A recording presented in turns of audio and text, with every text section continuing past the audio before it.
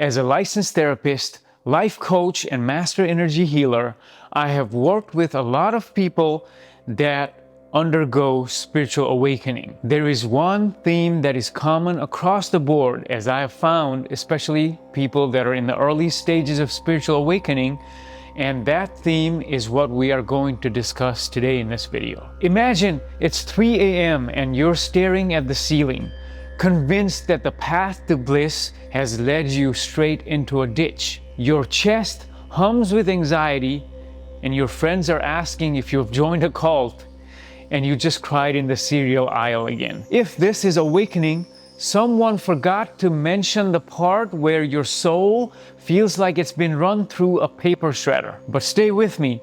In the next few minutes, I'm going to show you that this shredder is actually a cocoon, and why the glorious mess that you are in right now isn't just chaos, but the very price of growing wings. You haven't taken a wrong turn. You've just hit the unglamorous yet essential part of the journey. Most spiritual journeys begin not with a bang, but with a hit of cosmic sugar. It's that flash of oneness at a retreat that cracks your heart open, or a book that finally names the quiet emptiness you've always felt. Suddenly, life is in Technicolor. Synchronicities pop up everywhere, and you feel a profound sense of connection and joy. This is the honeymoon phase. It's the universe giving you a free sample of what's possible, a divine lure to get you on the path. It feels like boundless energy and effortless flow. But that first taste isn't meant to be the whole meal. That initial high is designed to get you in the door. Now the real journey begins, and the price of admission is your old identity out the door. It's like the universe has shown you a gourmet kitchen, but to use it, you first have to clear out your entire pantry of the junk food you've been living on for decades. All your coping mechanisms, your carefully built personality, your old beliefs, they all have to go. And that's when the bill arrives. Picture a caterpillar liquefying into a genetic goo inside its chrysalis. That disorienting, formless state is precisely what your nervous system feels like when the bliss recedes. The honeymoon is over. Anxiety storms in. Ancient grief, ancestral grief, shows up uninvited, dredging up traumas you thought were buried for good. That is what Carl Jung called the shadow. Everything you've ever exiled from your personality, or so you thought. It's as if you've spent your whole life shoving things into the closet, and now the door has burst open and everything is tumbling out at once. This can feel like a profound spiritual depression. You question everything you thought you knew. Your ego, once a confident CEO in charge of your life, is now a panicked intern, terrified of losing control because it equates change with annihilation. Sleep escapes you. Your favorite mantra sounds like a grating alarm. Welcome to the dark night of the soul. You feel lonely, lost, and disconnected even from the spiritual path itself. Here is the part that nobody bothers to tell you. Spiritual awakening isn't about adding more light. It's about removing the lies that block it. Your body has kept a perfect record of every forced smile and every suppressed emotion. When awareness shines on these old accounts, they demand to be settled. The emotional pain you feel isn't a side effect. It's the primary solvent dissolving the glue of your false self, of your false identity. Think of it like using a high-pressure hose to blast away decades of grime from a beautiful stone statue. The process looks violent and destructive, but it's not harming the statue. It's revealing the masterpiece that was underneath all along. You are not actually breaking down, you are breaking open. Without this intense internal heat, old traumas and limiting beliefs would just stick around, sabotaging your growth. The pain forces you to heal. Let's talk about the ego for a second. Ego is not evil. It's a deeply misguided security guard whose only job is to maintain the status quo so you can feel some sort of safety around you. When it senses its identity starting to crumble, it pulls every fire alarm it can. This appears as intense fear, the fear of going crazy, the fear of being abandoned, the fear that you'll end up homeless with only a singing bowl for company. Is that fear. The ego is screaming, danger, retreat. But here's the cheat code. Treat every alarm as an invitation to get curious. Instead of panicking, pause, breathe and ask, what part of me is asking to be heard? The moment you turn toward the fear, instead of running away from it, its power lessens. It's like the security guard slowly realizing you are not demolishing the building,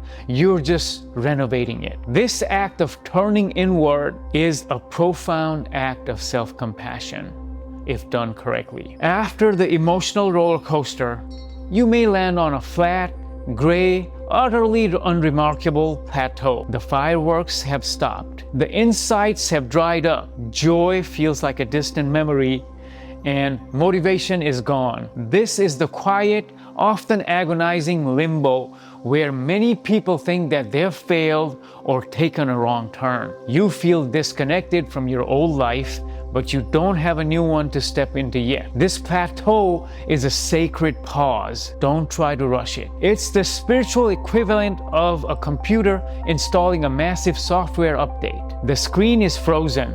There's no visible progress, and you're tempted to force a reboot. But doing so would corrupt their system. You have to wait. This is the cosmic waiting room where your internal system is quietly restructuring itself into something entirely new. So, what can you do while you're waiting for the update to finish? First, treat your body like it's in post-op recovery. You are rewiring your entire operating system. Prioritize radical self-care. Sleep as much as your body demands, eat nourishing foods, drink plenty of water, move your body gently. A walk in nature is better than a punishing workout at this stage. This physical grounding is essential for managing the intense energetic shifts. Second, find one safe witness, a trusted friend, a good therapist, or even an understanding online forum. Being seen and validated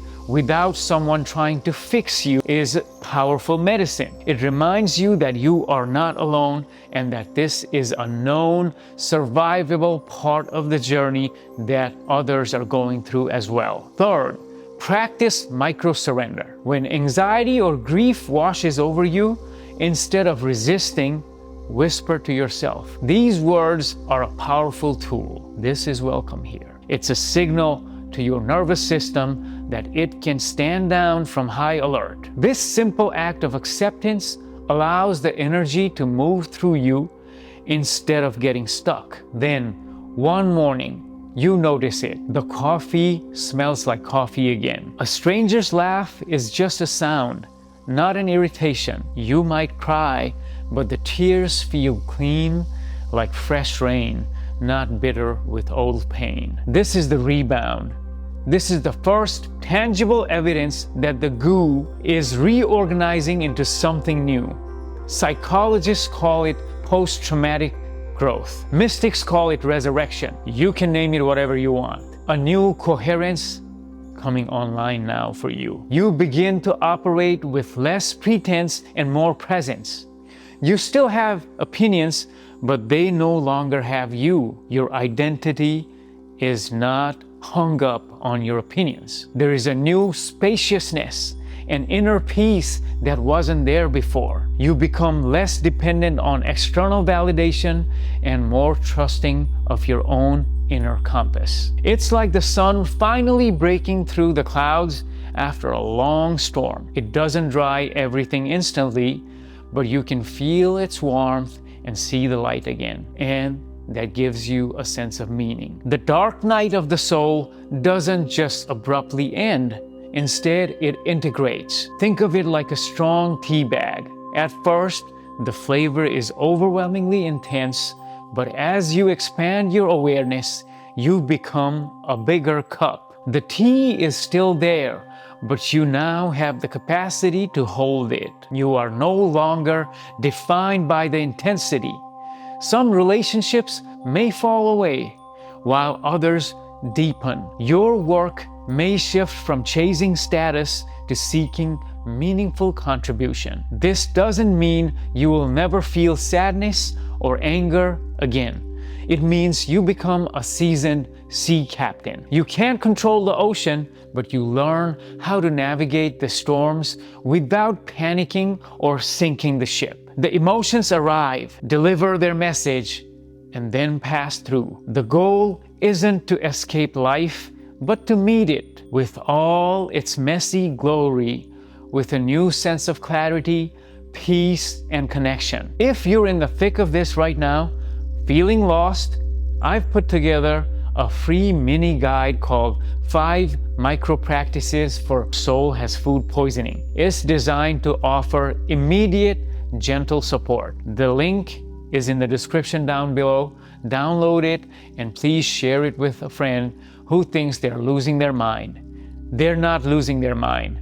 They're just mid-metamorphosis. Yes, your spiritual awakening feels like an emotional crisis because it is one. Original Greek meaning of crisis isn't catastrophe. It's a decisive turning point. The anxiety is a chisel, carving away what no longer serves you. The grief is a solvent, dissolving the armor around your heart. The loneliness is the sacred space where something more authentic can finally take root. You haven't taken a wrong turn. You are precisely where you need to be.